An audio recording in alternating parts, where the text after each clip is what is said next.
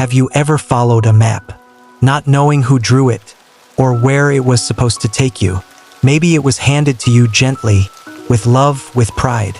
Or maybe it was placed in your hands so early, you didn't know you had a choice. It had lines already drawn. Career, partner, a version of success, stitched into the paper like destiny. And so you followed, step by step, never questioning where the compass came from, never asking if the destination was ever yours.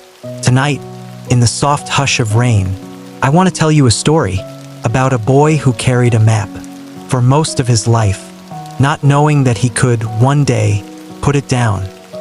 He was 8 years old when they first placed it in his hands. It wasn't made of paper, but of glances, expectations, and sentences that began with, "You should," or "One day you will." He didn't know it was a map. He just thought it was love. His parents wanted the best for him. Of course they did. They circled a path with careful hopes. Doctor, maybe, or engineer. Something that sounded safe. Something that looked good in photos and family conversations. And so he nodded. He smiled. He added a little star on the path.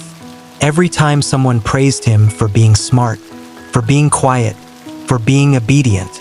But inside he was drawing pictures no one saw. Sketches of forests and oceans, of books he wanted to write, of music he didn't know how to play yet. Still, he folded those dreams and tucked them in the corners of his mind, telling them to wait, telling them there wasn't time, because the map said go, and he didn't want to disappoint. The map led him from classroom to classroom, test to test, achievement to achievement, and with every step, he told himself he was getting closer. But closer to what? He didn't know, only that the world clapped louder. The further he walked, he was still a boy, just one carrying a map. He never had the chance to draw. He got older. The boy became a man. And the map, well, it took him far. He got the grades. He wore the suit.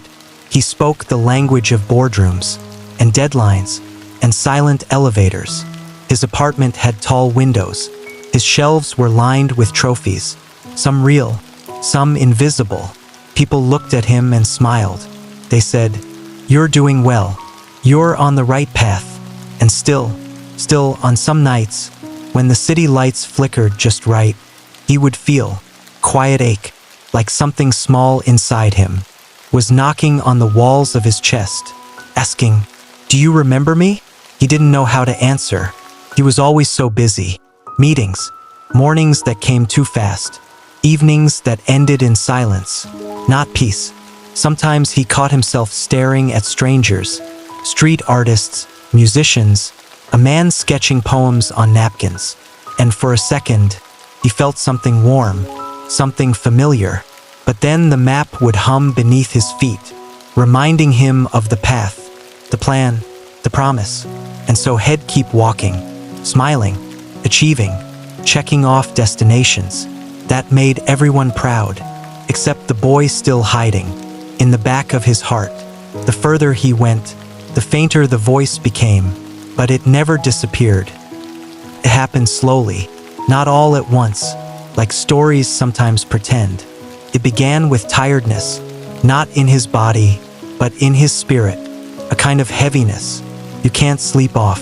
The map, once so clear, began to blur. The lines he once trusted started to bend, twist, fade into fog. He no longer knew where he was going, or why. One evening, after another long day filled with small talk and tasks that meant nothing to him, he came home, took off his shoes, and just sat. No music, no screen, just rain tapping the window, and a stillness he hadn't allowed in years. And in that quiet, the boy inside him whispered again, softer this time, older, wiser. "What if you stopped?" The boy asked. "What if you didn't follow the map anymore?" His heart beat louder than the rain, because he didn't know how to live without it. But he also didn't know how much longer he could live with it. So he got up, opened a drawer, pulled out an old notebook he hadn't touched since college, and he wrote, not a resignation letter, not a 5-year plan, but a question. What do I want if no one is watching? Tears welled in his eyes, because for the first time in years, he wasn't moving forward. He was turning inward, and in the silence, he realized maybe that was the direction he was meant to walk all along. There's a moment in life that doesn't come with fireworks, or applause, or a sudden sunrise. Comes quietly, like mist through an open window, like the breath you didn't know you'd been holding for years. Comes the day you realize you've been walking a road that doesn't feel like home, not because you were lost, but because you were being everything for everyone else. The achiever, the fixer, the dream fulfiller of dreams that were never your own. And it's not anyone's fault, really. The people who handed you the map, they were doing what they thought was right. They wanted you safe, wanted you loved, wanted you to avoid the pain they carried themselves. But safety isn't the same as peace, and love isn't control, even when it wears a kind face. So there you are, standing in the middle of your own life, realizing you don't know how you got here. You look down, and the map in your hands no longer makes sense. The roads don't match your heart. The destinations feel hollow, and the voice inside you, the one you silenced for so long, is starting to rise again.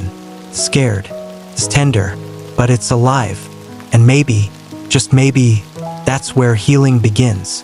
Not in tearing down everything you've built, not in abandoning the past, but in saying, I'm ready to return to myself. You don't need a dramatic exit. You don't need to prove anything.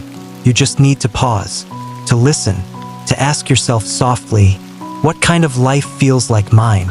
Not what looks impressive, not what earns approval, but what brings quiet joy to your mornings and gentle exhale to your nights. Maybe it's painting, or baking, or finally resting without guilt. Maybe it's calling someone just to say, I miss you. Maybe it's starting over, or starting small. There's no wrong answer when the question is honesty. The boy in the story, he didn't burn the old map. He didn't run away from everything. He folded it slowly, placed it in a drawer, and with a trembling hand, he picked up a pencil, not to draw a perfect path, but to sketch a new one, line by line, truth by truth, breath by breath. And for the first time, he wasn't walking to impress. He was walking to feel, to heal, to simply be. So now, as you lay here, with the soft hum of rain, and your heart a little fuller than before, I want to remind you, you're allowed to rest. You're allowed to breathe. You're allowed to be, without doing, without proving, without performing. You're allowed to feel tired. You're allowed to not know what comes next. And you're allowed to take all the time you need to draw your own map, even if it's messy, even if it changes tomorrow, even if no one understands it but you. Because the truth is, no one else is meant to walk your path. No one else carries your voice, your softness, your wonder. You were never meant to be anyone else. So tonight, let go of the noise. Let go of the pressure. Let go of the weight of becoming. What you think you have to be, you already are. Something beautiful, even if the world can't see it yet. Whisper this to yourself now. I am not behind. I am not broken. I am not lost. I am returning. Returning to peace. Returning to softness. Returning to the quiet joy of simply being here. You've done enough for today. You've tried, and that is enough. So close your eyes, breathe deeply, and sleep, knowing the map is yours now. And this time, you get to choose where it leads.